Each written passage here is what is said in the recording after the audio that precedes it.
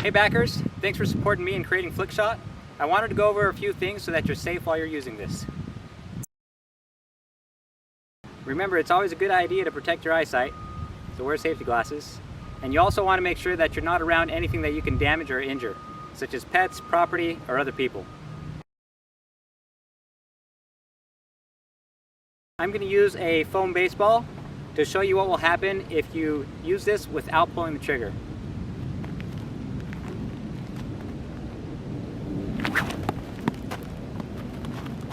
Now, as you saw, I got hit in the back of the head.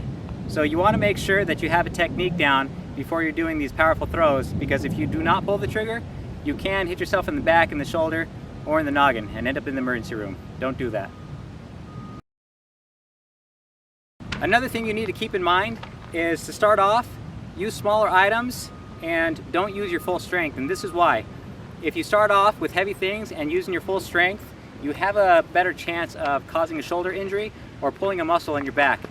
You want to make sure that you don't do that. So get a technique down first, and then you can start increasing the amount of effort you put in each throw. Okay, so as you're getting started, you're going to take your projectile. I'm using a golf ball, and you're going to put it in your sling. Make sure that's centered, and make sure that your cords are not twisted or wrapped around each other. You're going to take your arm, and once it gets parallel to the ground, that's when you're going to pull the trigger and release your object. Once you get a feel for that, then you can start making your way all the way around and sideways. Okay, so I'm going to take a golf ball and I'm going to do a full throw. And when I pull the trigger, I'm going to do it about 45 degrees off of what I'm trying to aim. Right now I'm going to try to just shoot it straight in front of me, and you'll see and get a feel for when you need to pull the trigger to get your best aim.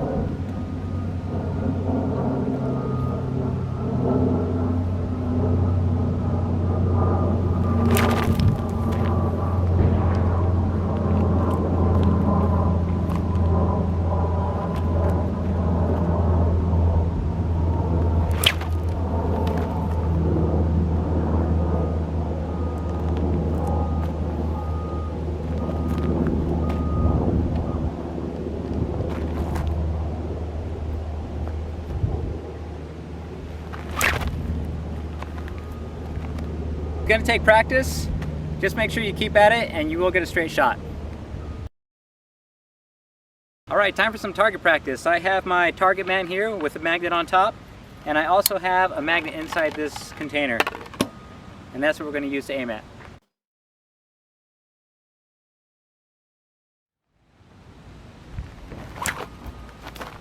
Maybe you should pull it closer. What's the matter? Should we pull it closer? Can they see it at all? Yeah, but it's pretty far away. Well, that's good.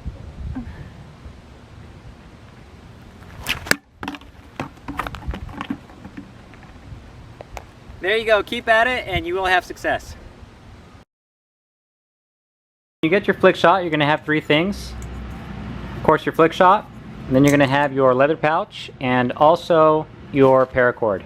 And for this step, you're going to need a lighter and a pair of scissors.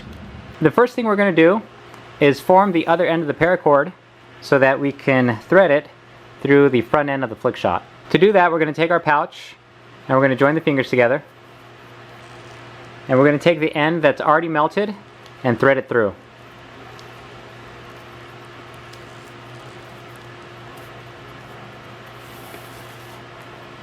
There we go, we're going to pull it. Now we have this, and we want to cut the fray off.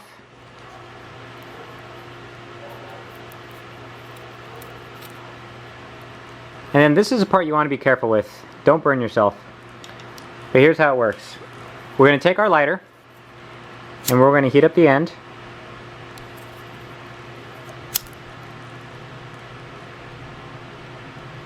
And you're going to do this until you have a little molten ball on the end. Don't do it too long. You don't want it to drip on your finger, it will burn you. Okay? Then to form it, we're just going to pull it right through the leather. Let it cool off. Okay, so now you should have an end that is small enough to force through these holes.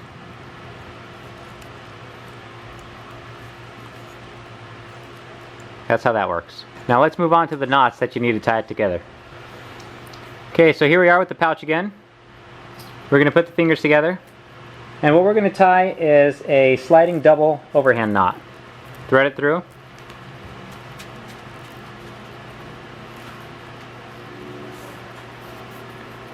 Okay, so I have the cord through the pouch and folded over here, pointing to my right hand, and this is how we're going to tie it.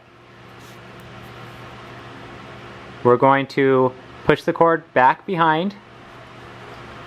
There you go. You see that? And then we're going to make one loop going downwards. There you go. Then we're going to do another loop. Okay. And these two loops, you can see it has a little window. You see that window right there? You're going to take this piece of cord and you're going to thread it through. There you go. And now I have my double overhand sliding knot. I'm going to pull this tight. And we want this ball end to act as a stopper.